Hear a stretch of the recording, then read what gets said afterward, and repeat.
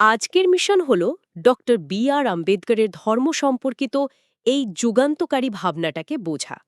আজকাল অনেকে বলেন না যে আমি কোনো ধর্ম মানি না, কিন্তু আম্বেদকরের চিন্তাধারা ছিল এর চেয়ে অনেক বেশি বাস্তবমুখী। তবে এখানে একটা বিষয় একটু পরিষ্কার করে নেওয়া ভালো, মানে আমাদের এই আলোচনার উদ্দেশ্য কিন্তু কোনো নির্দিষ্ট রাজনৈতিক বা ধর্মীয় পক্ষ নেওয়া নয়। হ্যাঁ, সেটা একদমই স্পষ্ট করা দরকার। আমরা কেবল ডক্টর আম্বেদকরের নিজস্ব লেখা আর বিশ্লেষণের আলোকে তার দার্শনিক দৃষ্টিভঙ্গিগুলো বোঝার চেষ্টা করব। এটা সম্পূর্ণ বস্তুনিষ্ঠ একটা আলোচনা। তিনি কিভাবে প্রচলিত ধর্মকে সরিয়ে রেখে ধম্ম বা ধম্মার ধারণা প্রতিষ্ঠা করতে চেয়েছিলেন, সেটাই আজ আমরা দেখব। তো আম্বেদকরের সেই যুক্তির জায়গাতেই সরাসরি ঢোকা যাক।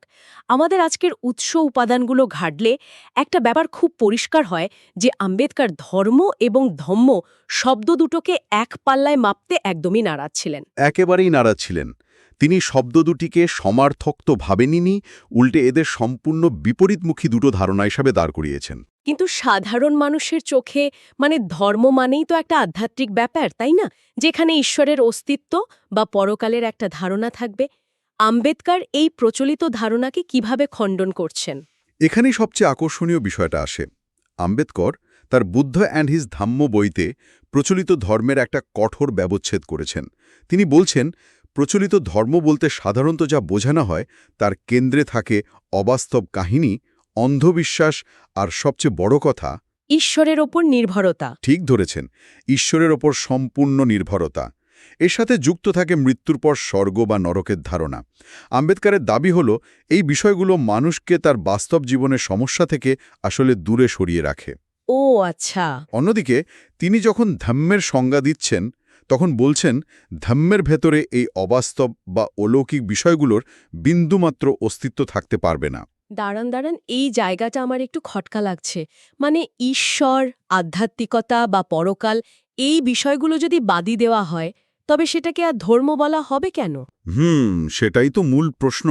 সেটা তো তাহলে একটা সাধারণ সামাজিক নিয়ম বা কোনো ধরুন এনজিওর নীতিমালার মতো হয়ে গেল। ঈশ্বরের এই যে শূন্যস্থান তৈরি হলো, সেটা তিনি কি দিয়ে পূরণ করছেন? এখানেই আম্বেদকরের চিন্তাধারার মূল ভিত্তিটা লুকিয়ে আছে। তিনি ঈশ্বরের শূন্যস্থানটি পূরণ করছেন নৈতিকতা বা মোরালিটি দিয়ে। তার মতে ধম্ম কোনো আধ্যাত্মিক মোক্ষ লাভের উপায় নয়। ধম্ম হল সম্যক সম্পর্ক বা রাইট রিলেশনস। মানুষের সাথে মানুষের সঠিক সম্পর্ক। একদম তাই, মানুষের সাথে মানুষের ন্যায় ভিত্তিক সম্পর্ক। আম্বেদকর একটা দারুণ যুক্তি দিয়েছেন। তিনি বলছেন, একজন মানুষ যখন এই পৃথিবীতে সম্পূর্ণ একা থাকে, তখন তার কোনো ধর্মের প্রয়োজন নেই, কারণ তার তো কারোর সাথে ইন্টারঅ্যাকশন হচ্ছে না। ঠিক। কিন্তু যখনই দুজন মানুষ একত্রিত হয়, মানে একটা সমাজের সূচনা ঘটে, তখনই তাদের মধ্যে পারস্পরিক সম্পর্ক কেমন হবে সেটা নির্ধারণের জন্য ধর্ম অপরিহার্য হয়ে পড়ে। আচ্ছা, বিষয়টা আর একটু খুলে বলা যাক। এখানে আমার মাথায় একটা বেশ মজার উপমা আসছে। এই ধম্মর ধারণাকে আমরা রাস্তার ট্রাফিক সিগন্যালের সাথে তুলনা করতে পারি। ট্রাফিক সিগন্যাল বেশ ইন্টারেস্টিং। হ্যাঁ, একটু ভেবে দেখলে বোঝা যায়, পৃথিবীতে যদি একটা মাত্র গাড়ি থাকে, তাহলে রাস্তার মোড়ে মোড়ে লাল, হলুদ বা সবুজ বাতির কোনো প্রয়োজনই নেই।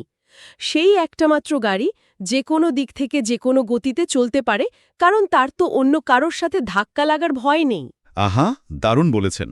কিন্তু রাস্তায় যখন একাধিক গাড়ি চলে, তখন একে অপরের সাথে সংঘর্ষ এড়াতে এবং সবাই যেন ঠিকঠাক গন্তব্যে পৌঁছতে পারে, তার জন্য সিগন্যাল দরকার। আম্বেদকরের ধম্ম হল সমাজবদ্ধ মানুষের সেই পারস্পরিক নৈতিক ট্রাফিক সিগন্যাল। এই উপমাটি আম্বেদকরের যুক্তির সাথে দারুণভাবে মিলে যায়, কারণ সমাজবদ্ধ জীবনে প্রতিটি মানুষের স্বার্থ, আকাঙ্ক্ষা তো আলাদা।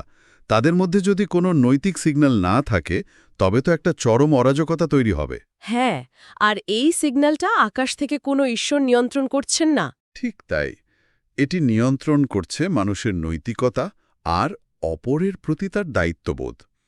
আম্বেদকরের কাছে ধম্ম হল চরম বাস্তব একটা প্রয়োজন। ধর্মকে তিনি কখনোই ঈশ্বর লাভের সিঁড়ি হিসেবে দেখেননি, বরং একে দেখেছেন মানুষের জাগতিক সমৃদ্ধির চাবিকাঠি হিসেবে। তার ধর্ম বা ধম্মের ফোকাসটা তিনি আকাশ থেকে টেনে একেবারে বাস্তবের শক্ত মাটিতে নামিয়ে এনেছেন। একদম। কিন্তু যদি ধম্মের মূল ভিত্তি কেবল নৈতিকতা আর জাগতিক উন্নতি হয়, তবে এই বিষয়টি একটা গুরুত্বপূর্ণ প্রশ্নের জন্ম দেয়। তিনি তার সমসাময়িক প্রচলিত ধর্মগুলোকে, বিশেষ করে হিন্দু ধর্মকে কিভাবে মূল্যায়ন করেছিলেন? হিন্দু ধর্মের প্রতি তার অত্যন্ত তীক্ষ্ণ সমালোচনার কথা আমাদের উৎসগুলোতে খুব স্পষ্টভাবে বলা আছে। আম্বেদকর হিন্দু ধর্মের ভেতরের গঠন বা স্ট্রাকচার নিয়ে গভীর প্রশ্ন তুলেছিলেন। তিনি তো দাবি করেছিলেন যে হিন্দু ধর্ম কোনো আধ্যাত্মিক নীতির সমাহার নয়, তাই না? হ্যাঁ, উৎস উপাদানে অধ্যাপক কাউমায়ের একটা বিশ্লেষণ আছে যা এটা বুঝতে সাহায্য করে। আম্বেদকরের মতে হিন্দু ধর্ম কোনো বিশ্বজনীন আধ্যাত্মিক নীতির উপর দাঁড়িয়েছিল না, বরং তিনি একে দেখেছিলেন কিছু আদেশ এবং নিষেধের বিশাল একটা বোঝা হিসেবে, মানে ওই কমান্ডস অ্যান্ড প্রহিবিশনস। মানে কি খাবেন, কার সাথে খাবেন, কার পেশা কি হবে? হ্যাঁ, এই সব কিছুই হলো কিছু যান্ত্রিক নির্বেশ। আম্বেদকর মনে করতেন এই অবিরাম যান্ত্রিক নিয়মগুলোর কারণে সমাজে শোষণ আর ব্রাহ্মণ্যবাদের জন্ম হয়েছে। এখানে বিষয়টা সত্যি খুব কৌতূহলোদ্দীপক হয়ে উঠছে, কারণ আমরা এখানে দুটো শব্দের মধ্যে একটা সূক্ষ্ম অথচ বিশাল পার্থক্যের কথা বলছি। নিয়ম বনাম নীতি, অর্থাৎ রুলস বনাম প্রিন্সিপালস। ঠিক, আম্বেদকর বলছেন নিয়ম বা রুলস হলো সম্পূর্ণ যান্ত্রিক।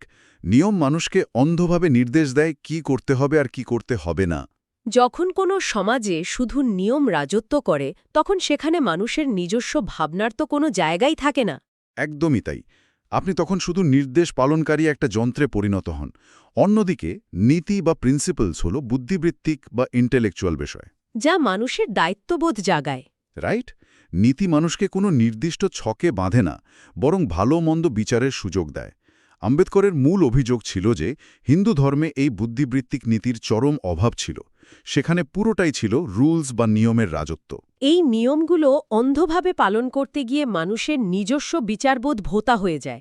একটা সব সময়ের ভয়ে কাজ করে যে কোনো আচার ভেঙে গেল কিনা। আর এই ভীতি থেকেই দাসসুলভ মনোভাব তৈরি হয়। শাসকরা এই ভীতির সুযোগ নিয়েই শোষণ চালানোর লাইসেন্স পেয়ে যায়। এই যুক্তির সূত্র ধরেই তো আম্বেদকর একটা অত্যন্ত সাহসী আর বিতর্কিত অবস্থান নিয়েছিলেন। হ্যাঁ, তার অ্যানিহিলেশন অফ কাস্ট বা জাতিভেদ বিলোপ চিন্তাধারায় তিনি অত্যন্ত স্পষ্ট ভাষায় বলেছিলেন যে ধর্ম কেবল কিছু যান্ত্রিক নিয়ম আর অমানবিক আইনের সমষ্টি, তাকে ধ্বংস করা উচিত। বিশ্বাস করা যায়, তিনি বলেছিলেন এই ধ্বংস করার মধ্যে কোনো অধর্ম নেই, বরং এটা একটা পবিত্র কর্তব্য। আসলেই এটা একটা চরম সাহসী অবস্থান। তিনি বোঝাতে চেয়েছিলেন যা কিছু শত শত বছর ধরে পবিত্র ধর্ম বলে চাপিয়ে দেওয়া হয়েছে তা আদতে ধর্ম নয়, শোষণের হাতিয়ার। কিন্তু এক্সপার্ট, এখানে একটা খুব যৌক্তিক পাল্টা প্রশ্ন আসে। এই পুরনো নিয়মভিত্তিক ধর্মকে ধ্বংস করার কথা বলার পর আম্বেদকর কি সমাজকে পুরোপুরি ধর্মহীন একটা শূন্যতায় ভাসিয়ে দিতে চেয়েছিলেন? না না, মোটেও না। সমাজ ধর্মহীন হলে তো আবার সেই নৈরাজ্য তৈরি হবে। ঠিক, তিনি শুধু ধ্বংস করেই থেমে যাননি, একটা নতুন শূন্যস্থান পূরণের রূপরেখাও দিয়েছেন। যদি আমরা এই বিষয়টিকে বৃহত্তর প্রেক্ষাপটের সাথে যুক্ত করি, তবে দার্শনিক এডমন্ড বার্কের একটা চিন্তার সাথে তার মিল পাওয়া যায়। Edmund bark? হ্যাঁ, বার্ক বলেছিলেন যে সমাজ জীবনের অন্যতম মূল ভিত্তি হল একটা প্রকৃত ধর্ম। আম্বেদকরও বুঝতে পেরেছিলেন যে পুরনো নিয়মগুলো সরিয়ে নিলে যে বিরাট মানসিক শূন্যস্থান তৈরি হবে, তা পূরণের জন্য একটা আদর্শ ধর্ম লাগবে, যা নিয়মের ওপর নয়, নীতির উপর প্রতিষ্ঠিত হবে। আর এই আদর্শ ধর্মের মানদণ্ডগুলো তিনি তার Buddha and the future of his religion গ্রন্থে দিয়েছেন, তাই তো? একদম। তিনি 4টি মূল শর্তের কথা বলেছেন। প্রথমত, সমাজকে একসাথে ধরে রাখতে শুধু আবেগ যথেষ্ট নয়, এর জন্য প্রয়োজন আইন অথবা নৈতিকতার একটা শক্ত অনুমোদন। ধর্ম সেই অনুমোদন দেয়। কিন্তু নৈতিক অনুমোদন তো অন্ধবিশ্বাস বা ভয় থেকেও আসতে পারে।